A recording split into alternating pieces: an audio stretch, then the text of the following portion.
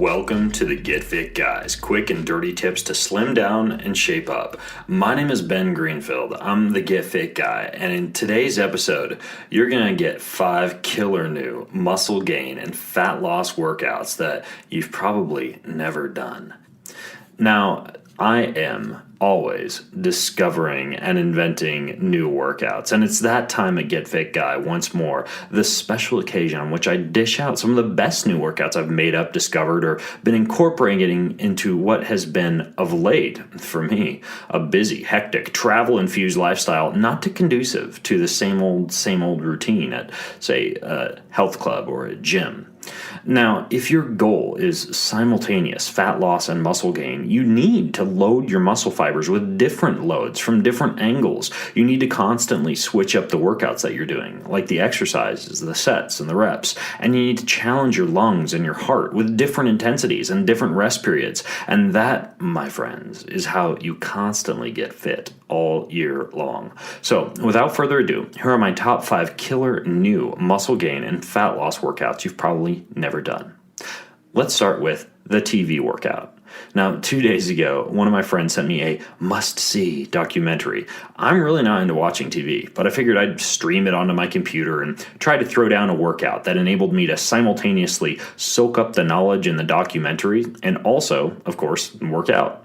So yesterday morning in my hotel room, I set my laptop on my desk, I flipped it open, I played the documentary, and I did the following workout, which allowed me to face the screen the whole time I was exercising, so I didn't miss the action. So just do the following as a circuit the whole time that your show is playing. And I personally cycled through the following for a total of 43 minutes. Here's how it goes.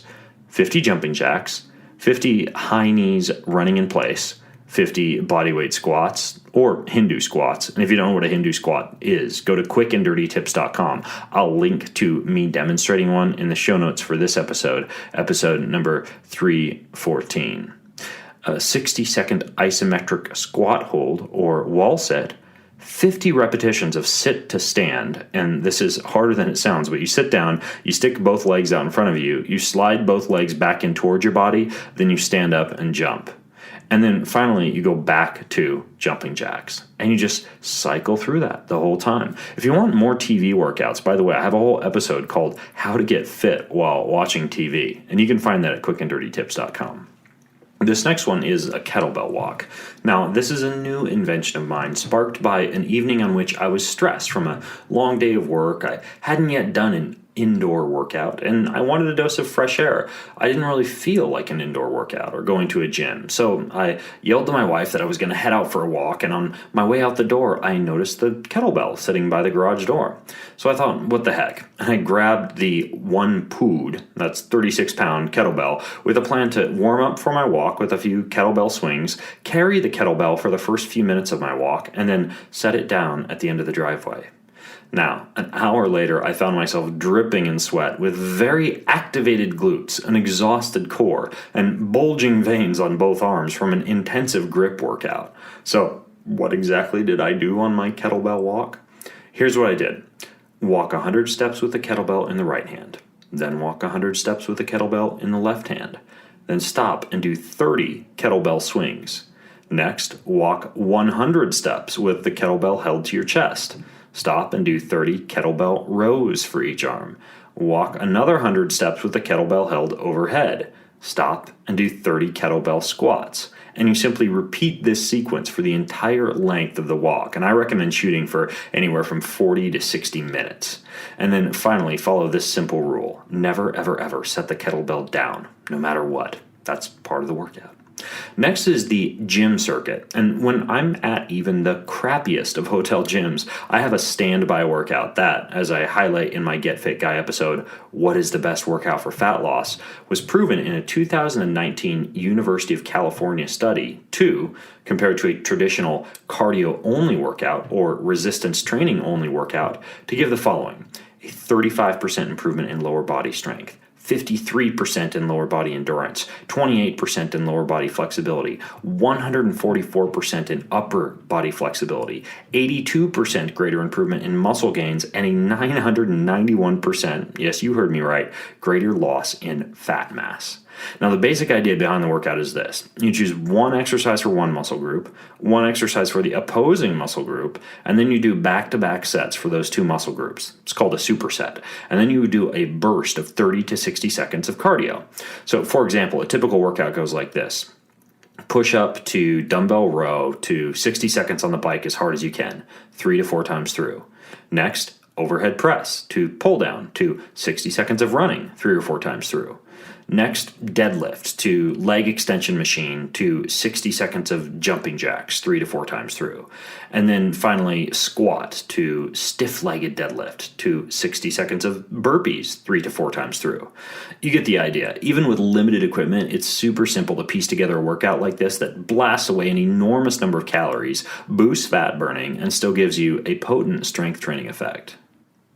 All right, so workout number 4, the nasal breathing only run is what I call this. Now, in an article that I wrote a while back called 7 of the Best Ways to Stop Stress, which is over at bengreenfieldfitness.com, I teach you a way to transform extreme exercise into a relaxing release. And one of the techniques I describe is the strategy of only breathing through your nose during a run.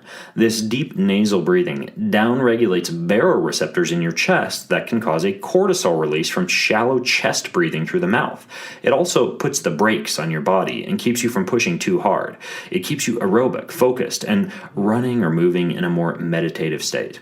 Now, when I travel, I find that if I can do nasal breathing the whole time, I enjoy the scenery and the run far, far more than allowing myself to huff and puff like a racehorse. And the method is just as simple as it sounds. You just go for a brisk walk or a run and you only breathe through your nose. Period. You'll need to find the self-control to relax your body, to increase your cadence or how often your feet strike the ground, to lean forward, and to do all the tiny biomechanical adjustments that make you a more efficient walker or efficient runner. And if you're up for a real challenge, try the old Spartan training technique of filling your mouth with water and then attempt to return from your entire run with your mouth still full of that same amount of water. It's a lot harder than it sounds, but it's a good way to train yourself to breathe through your nose and relax during a brisk walk or run.